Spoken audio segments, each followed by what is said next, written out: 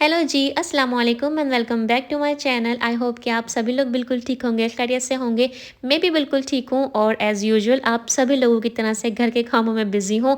आप लोगों के साथ शेयर करूँगी आज अपना वीकेंड का व्लॉग और वीकेंड को मैं किस तरह से स्पेंड करती हूँ अपनी फैमिली के साथ। खुद भी फ्रेश होती हूँ और उन सबको अपने साथ इन्वॉल्व करके उनका वीकेंड भी मैं बनाती हूँ बिज़ी और मेमोरेबल।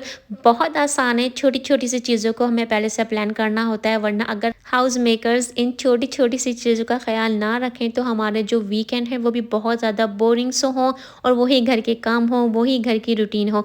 तो मैं अक्सर यही कोशिश करती हूँ कि वीकेंड आने से पहले अपना जो लंच का मेन्यू है, डिनर का मेन्यू है, क्या घर में कुक करना है वीकेंड पे या कौन-सी ऐसी एक्टिविटी करनी है जिसको एन्जॉय करके हम जो आने वाला वीक है उसको हम यूज़फुल बनाएँ, एक्टिव बनाएँ और एक डिफरेंट चीज़ करें जिसको लेके हम पूरा जो आने वाला वीक है उसको फ्रेशली हम गुजार सकें। तो वीडियो में तो आप देख ही रहे हैं, मैं किसी के लिए रोटी और किसी के लिए पराठा पहले से बेल कर रख रही हूँ, ताकि जब मैं रोटियां बनाना या पराठा बनाना स्टार्ट करूँ तो जल्दी जल्दी से रोटियां और पराठे बन जाती हैं।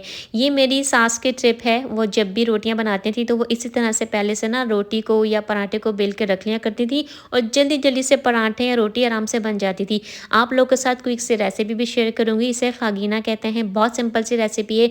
ऑयल डालें, उसमें थोड़ी सी फाइनली चॉप करके अनियन डालें, टमाटर डालें, उसमें फिर हरी मिर्चें, हरा धनिया और पिसी हुई लाल मिर्चें, थोड़ा सा नमक डाल के उसको अच्छी तरह से भून लें। जब सारा टमाटर मसाले में भून जाएंगे तो उसमें टॉप पे स्प्रिंकल करनी थोड़ा सा हरा धनिया और अंडे जो हैं उसमें आप क्रैक करके डाल दें। मैंने सिर्फ जो खागीना बनाया था अपने हस्बैंड के लिए बनाया था, मेरे लिए रखी हुई थी रात में बनाई हुई लेफ़्ट ओवर दाल, जो पराठे के साथ बहुत ही मज़े की लगती है और मुझे कोई प्रॉब्लम नहीं होती है। मैं आराम से शौक से जो लेफ़्ट ओवर फूड होता है, अगर मेरी मर्ज़ी का हो, मेरी पसंद का हो तो मैं आराम से खा लेती हूँ। तो जनाब जल्दी-जल्दी से हमने लंच स्लैश ब्रेकफ़ास्ट ख़त्म किया।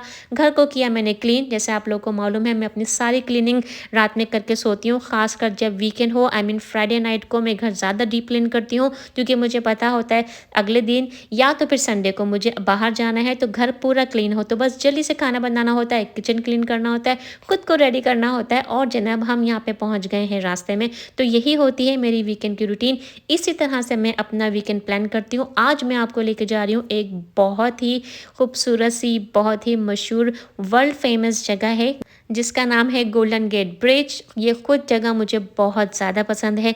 पर्सनली मुझे यहाँ पे जाना इतना पसंद है और मैं इतनी दफ़ा यहाँ से जाती हूँ, इस ब्रिज पर से मैं इतनी दफ़ा गुजरती हूँ, लेकिन मैं जितनी बार यहाँ पे जाती हूँ मुझे ऐसा लगता है कि मैं यहाँ पे पहली दफ़ा आई हूँ। उतना ही अट्रैक्शन होता है इस जगह में और ये जगह मुझे इतनी ही प्यारी लगती है। वैसे भी मुझे इसी तरह की पब्लिक प्लेसेस पे जाना, ओपन जगहों पे जाना और ये जो व्यूज़ वगैरह होते हैं, जो नेचर से करीब होते हैं, मुझे बहुत पसंद है। एक नेचुरल से इन सब चीज़ों में अट्रैक्शन होती है और अल्लाह ने वैसे भी कुदरती तौर पर इन सारे जो कुदरती मनाज़िर होते हैं, उनमें एक अजीब सा सुकून रखा है, रिलैक्स रखा है। खुले पहाड़ हों या खुला आसमान हो, डीप गहरे समंदर हों या पानी हो या फिर कुछ भी ना हो तो ग्रीनरी हो, बड़े-बड़े लंबे दरख्त हो, आप खुद नोटिस करेंगे कि आपकी आँखों को इतनी ठंडक महसूस होती है, आप इतना फ्रेश फ़ील करते हैं, इतना रिलैक्स फ़ील करते हैं और इन सारी जगहों को देखने के लिए आपको कोई पैसा नहीं लगते, कोई आपके बहुत ज़्यादा मनी स्पेंड करके आपको नहीं जाना होता। तो ख़ैर मैं अपने हस्बैंड को काफ़ी टाइम से कह रही थी कि इतने दिन हो गए हम लोग ब्रिज पर नहीं गए और मुझे ताकि दोबारा से वहाँ पे वॉक करनी है, व्यू को एन्जॉय करना है। तो ये सिर्फ़ मेरा हाल नहीं है, यहाँ पे आई एम श्योर जितने भी सैन फ्रांसिस्को में रहते हैं, यहाँ पे हमेशा आते हैं। ना सिर्फ सैन फ्रांसिस्को में रहने वाले, दुनिया में पता नहीं कहाँ-कहाँ से लोग आते हैं इसको देखने के लिए, इसकी खूबसूरती को देखने के लिए। एक तो इसकी जो बनावट है, इसका जो स्ट्रक्चर है वो इस तरह से बनाया गया है कि आप जब इसके करीब जाते हैं तो आपको लगता है कि यार ये तो कोई इतनी ख़ास चीज़ नहीं है, एक आम सा ब्रिज बना हुआ है, पर ऐसा नहीं है। जब आप इसको गौर से देखते हैं, इसकी हर चीज़ को एंजॉय करते हैं, इसके आसपास का व्यू देखते हैं, तो फिर आप सोचने पे खुद ही मजबूर हो जाते हैं कि किस तरह से इस ब्रिज को बनाया होगा। इतने हेवी वेट के साथ इसका स्ट्रक्चर, इतने डीप समंदर में इसको पूरा इंस्टॉल करना कितना टाइम लगा होगा और वाकई में लगता भी बहुत खूबसूरत है। और अभी डे टाइम है तो दिन की रोशनी में इसका जो व्यू है वो बिल्कुल डिफरेंट होता है और जब नाइट टाइम होता है, हल्की हल्की सी जब सितारों की रोशनी होती है, हल्का सा गहरा जब आसमान होता है, उस वक्त इसकी खूबसूरती मैं आपको बयान नहीं कर सकती। जब फॉग होती है, जो यहाँ पे मोस्ट ऑफ द टाइम ऐसा ही होता है, इस वाले ब्रिज पर बहुत फॉग होती है, फॉग के टाइम पे इसकी अपनी खूबसूरती होती है, उसका मंज़र बहुत दिलकश सा होता है।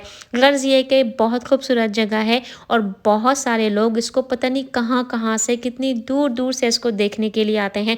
तो हम तो ख़ैर लकी हैं, हम तो रहते ही सैन फ्रांसिस्को में, तो अक्सर हम लोग चले जाते हैं, लेकिन फिर भी वेदर को देख के जाना होता है, क्योंकि अक्सर या जैसे मैंने आप लोगों के साथ शेयर किया, फॉग होती है, यहाँ पे विंड इतनी ज़्यादा होती है, इतनी ज़्यादा हवा होती है, लेकिन जो मेरी तरह के लोग हैं ना, जिनको आंधी हो, तूफ़ान हो, बारिश हो, इस तरह की चीज़ें करने में बड़ा मज़ा आता है, बड़ा सुकून मिलता है। तो हम जैसे लोगों को कोई फ़र्क नहीं पड़ता कि बहुत ज़्यादा हवा चल रही हो या धूप निकली हो या फॉग हो। तो ख़ैर मैंने पूरा ब्रिज पे तो वॉक नहीं किया, क्योंकि मैंने आप लोगों से जैसे कहा कि इस पूरे ब्रिज पे वॉक करने के लिए काफ़ी लंबा टाइम चाहिए होता है और आप ठीक-ठाक थक भी जाते हैं। लेकिन जो मेरे लिए तो ओके था, लेकिन साथ में थी मुस्कान और मेरे हस्बैंड, तो उनका इतना लंबा कोई प्लान नहीं था कि इतनी लंबी दूर तक वो मेरे साथ ब्रिज पे वॉक करें, क्योंकि वेदर तो बहुत अच्छा था, लेकिन विंड बहुत ज़्यादा थी, हवा बहुत ज़्यादा थी। ख़ैर, तो यहाँ पे ब्रिज पे आपको खड़े होके एक अच्छा ख़ासा पूरे सिटी का खूबसूरत सा व्यू नज़र आएगा। आपको सैन फ्रांसिस्को का डाउनटाउन भी नज़र आएगा, और अगर आप लकी हो गए तो आपको बहुत सारी डिफ़रेंट डिफ़रेंट चीज़ें देखने को मिलेंगी, फ़िशिंग देखने को मिलेंगी, बोट्स भी यहाँ पे आ रही होती हैं, फ़िशिंग बोट्स होती हैं। और इस वाले बे एरिया में गोल्डन गेट ब्रिज के नीचे का जो सारा ये वाटर का हिस्सा है, यहाँ पे शार्क्स भी होती हैं। मेरे हस्बैंड ने भी काफ़ी दफ़ा यहाँ पे शार्क्स देखी हैं। अब मैं ये नहीं कह रही हूँ कि ब्रिज के बिल्कुल सामने ही शार्क्स बैठी हुई होती हैं, ऐसा नहीं होता। जब आप यहाँ पे शिप की राइड पे जाते हैं या बोट राइड पे जाते हैं, तो आपको अक्सर देखने को मिल जाती हैं शार्क। तो गाइज़, आप लोग के साथ इस तरह के वीकेंड की जो रूटीन होती है या वीकेंड की जो आउटिंग होती है, शेयर करने का मेरा सिर्फ यही मकसद होता है कि आप लोग भी अपनी रूटीन को इस तरह से सेट करें। ख़ासकर वीकेंड पे मैं इसलिए बात करती हूँ ज़्यादातर अपने व्लॉग में, कि वीकेंड का डे एक ऐसा डे होता है कि बच्चे भी घर पे होते हैं और आपके हस्बैंड कोई भी काम करते हों, वीक में एक दिन तो उनको ज़रूर ऑफ मिलता ही होगा। सैटरडे का दिन हो सकता है, संडे का दिन हो सकता है, तो उस दिन को आप ज़रूर यादगार बनाएं। पूरे दिन की जो पूरे हफ्ते की जो थकावट होती है, आप एक दिन में खुद को फ्रेश कर सकते हैं, अपनी बैटरी को रिचार्ज कर सकते हैं। थोड़ी सी आउटिंग कीजिए, वॉक पे जाइए, डिफरेंट चीज़ें कीजिए। मेरे आज के इस व्लॉग में कोई बहुत ज़्यादा स्पेशल चीज़ नहीं की, ना ही मैं कोई बहुत फैंसी डिनर पे गई थी, ना ही मैंने कोई बहुत ज़्यादा एक्सपेंसिव किसी रेस्टोरेंट में जाके लंच किया था। असल मकसद सिर्फ ये होता है कि हम अपने दिन को एक खुशगवार दिन, एक खुशगवार जो मोमेंट है वो किस तरह से बनाएं, और आप इस छोटी-छोटी सी चीज़ों को फॉलो करके अपने दिन को, अपने वीकेंड को बहुत ही खूबसूरत सा बना सकते हैं। तो ब्रिज पे वॉक करने के बाद अब बारी थी घर आने की। रास्ते में से मैंने अपने लिए, ये मेरी बहुत ज़्यादा फेवरेट हैं, गार्लिक ट्विस्टीज़ हैं ये, जो अक्सर पिज़्ज़ा शॉप्स में या पिज़्ज़ा रेस्टोरेंट्स में आपको ईज़िली मिल जाती हैं।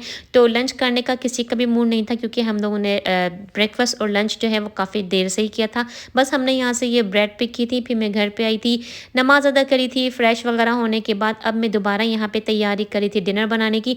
आप लोग के साथ भी रेसिपी शेयर करूँगी। मैं बना रही हूँ चिकन चाउमीन, जो बहुत ईज़ी रेसिपी है और आई एम श्योर कि आप सभी लोग बनाते होंगे, लेकिन हर एक का तरीका बिल्कुल डिफरेंट होता है और सबके घरों में बनती भी बहुत मज़े की है। तो आज आप लोग के साथ मैं अपना तरीका शेयर कर रही हूँ। सबसे पहले मैंने चिकन के छोटी-छोटी से क्यूब्स ले लिए थे, बाइट साइज़ कर लिए थे इन चिकन के क्यूब्स को। उसमें मैंने जिंजर गार्लिक पेस्ट और ब्लैक पेपर और वाइट पेपर, इसी से दोनों 2-3 चीज़ें मैंने मिक्स करके चिकन को थोड़ी देर के लिए मैरिनेशन के लिए रख दिया था। उसके साथ ही दूसरे वाले चूल्हे पर मैंने पानी रख दिया था नूडल्स को बॉईल करने के लिए। आप कोई भी अपनी चॉइस के हिसाब से नूडल्स या स्पेगेटीज़ वगैरह यूज़ कर सकते हैं। साथ में मैं सिंपल सी सॉस बनाऊँगी, जिसके लिए मैंने केचप लिया था और चिली गार्लिक सॉस मेरे पास जो था मैंने वो यूज़ किया था। इसके साथ-साथ मैंने इसमें होइज़न सॉस डाला था और सोया सॉस डाला था। कोई ज़रूरी नहीं है, अगर आपके पास है तो डाल लीजिए, नहीं अवेलेबल है तो आप इसको स्किप कर दें। सिर्फ़ केचप और कोई भी अच्छा आप चिली सॉस ले लीजिए, उससे भी आपका चाउमीन बहुत ज़बरदस्त बन जाएगा।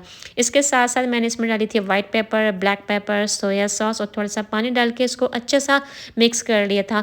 जो चिकन हमने मैरिनेट करके रखी थी, अब उस चिकन में मैंने ऑयल डाला है, उसको लो फ्लेम पे आप अच्छी तरह से कुक कर लेंगे, क्योंकि आपकी जो चिकन है अपने ही पानी में गल जाएगी, वो कुक हो जाएगी।